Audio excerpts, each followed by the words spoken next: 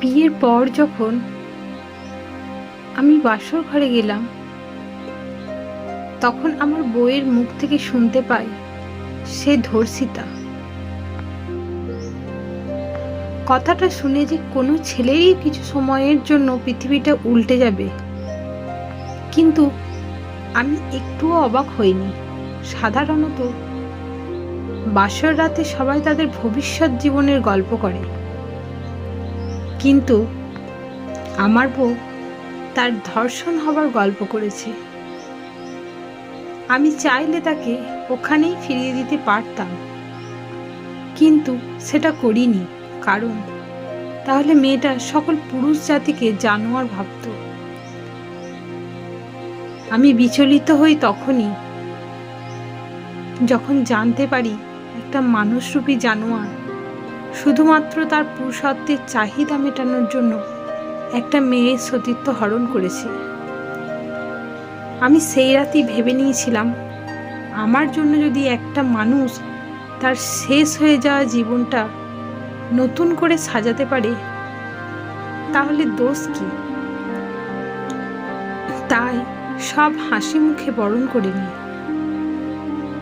বিয়ের সপ্তাহ খানেক পরেই ওর বমি বমি ভাব, মাথা ব্যথা এইসব যখন শুরু হয়, তখন ও খুব ভয় পেয়ে গেছিল। আর কেউ কিছু বুঝে ফেলার আগেই আমি আমার লজ্জা শরমের মাথা খেয়ে এটা রটিয়ে দিই যে আমি বিয়ের আগেই ওর সাথে শারীরিকভাবে মেলামেশা করি। এর জন্য আমি পরিবার থেকে ত্যাগ হয়েছি, কিন্তু ওকে ত্যাগ করতে পারিনি। প্রতি রাতেই ও খুব কান্না করতো যে আমি যদি কোনো একদিন ওর পাশে না থাকি তাহলে ওর কি হবে। তখন আমি ওর চোখের পানি মুছে দিয়ে বুকে জড়িয়ে বলতাম, আমি আছি তো পাগলি, আর সব সময় এভাবেই তোমার পাশে থাকব। তখন ও একটু ভরসা পেত। একদিন ও আমাকে বলেছিল যে ও আমাকে ঠকানোর পরও কেন আমি ওর সাথে বন্ধুর মতো আচরণ করি। জবাবে আমি বলেছিলাম, কেউ ওকে বিশ্বাস করে ঠকিয়েছিল, সেটা ছিল ওর নিয়তি, আর আমি সে নিয়তিকে মুছে দিতে চেয়েছি। ও সন্তানটা নষ্ট করতে চেয়েছিল, কিন্তু আমি না করি, কারণ সব কিছুই তো আমি মেনে নিয়েছি, ঘর ছাড়াও হয়েছি। তাহলে একটা নিষ্পাপ বাচ্চা কি দোষ করেছে যে পৃথিবীর আলো দেখার আগেই তাকে বিদায় নিতে হবে? তাই আর বাচ্চাটা নষ্ট করতে দিইনি। বিয়ের 7 মাস পর ওর প্রসব ব্যথা ওঠে। ও এবং আমি দুজনেই জানতাম যে ওই বাচ্চাটা আমার না। তারপরও আমি সেই সময় দূরে সরে যাইনি, পাশে থেকেছি। একজন মা ওই সময় তার সন্তানকে বাঁচানোর জন্য নিজের সাথে জীবন মরণ লড়াই করে, কিন্তু নিয়তি ওকে আবারও ঠকালো। বাচ্চা জন্ম নিল ঠিকই, কিন্তু মৃত। একটা মৃত সন্তান জন্ম হবার কি বেদনা, সেটা কেবল একজন মাই জানে। এরপর দেখতে দেখতে কেটে গেল 5 বছর। আজও ও আর মা হতে পারেনি। সেই দিন মাতৃত্বের স্বাদ হারিয়েছে ও।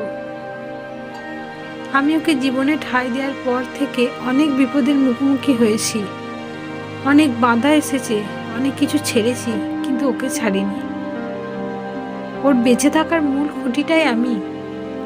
সারা দিন রাত যখন কাজ করে মৃত প্রায় শরীর নিয়ে বাড়ি ফিরি, তখন ওর মুখের একটু হাসি আমাকে শুধু শান্তিই দেয় না, আমি আবার প্রাণ ফিরে পাই। প্রতিটা সময় ও একটা কষ্টের ভিতর পড়ে থাকে। রাতে আমার বুকে মাথা রেখে কেঁদে কেঁদে যখন আমার জামা ভিজিয়ে ফেলে, তখন আমি ওকে সাহস দিই, নতুন একটা স্বপ্ন দেখায়। হাজারো ব্যথা বুকে চাপা দিয়ে ওকে একটু হাসি খুশি রাখাটাই আমার নিত্যদিনের কাজ। এভাবে ওকে ভালো রাখাটা এখন রুটিন হয়ে গেছে।